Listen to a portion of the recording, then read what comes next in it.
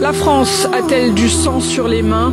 Dans une enquête des médias Disclose et Mars Actu, on apprend que la France a livré secrètement des équipements militaires à Israël. Paris a en effet autorisé la livraison fin octobre dernier de plus de 100 000 cartouches pour fusils mitrailleurs à l'État hébreu susceptibles d'être utilisés contre des civils à Gaza.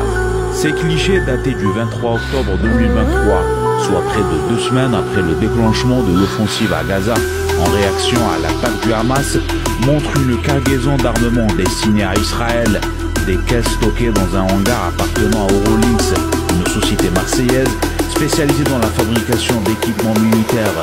Sur un bordereau scotché sur un carton, entouré de cellophane, on peut lire l'inscription en anglais 10 000 M27 pour des munitions de 5,56 mm. Des accusations auxquelles a très vite répondu le ministre des Armées qui nie depuis des mois toute relation d'armement avec Israël.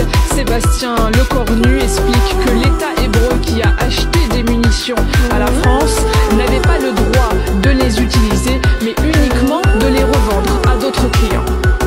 La licence française qui a été donnée pour cette livraison ne donne pas droit à l'armée israélienne d'utiliser ces composants, mais autorise seulement la réexportation vers d'autres pays.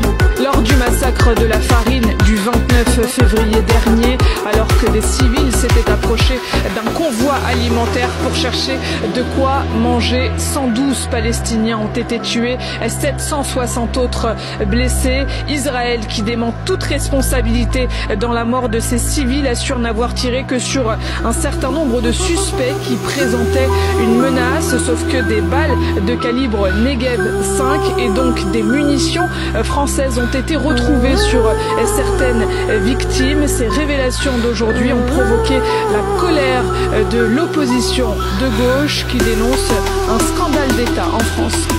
Le gouvernement a menti à la représentation nationale, puisqu'à plusieurs reprises, nous l'avions interrogé sur ces questions de livraison d'armes au gouvernement d'extrême droite de Benjamin Netanyahou.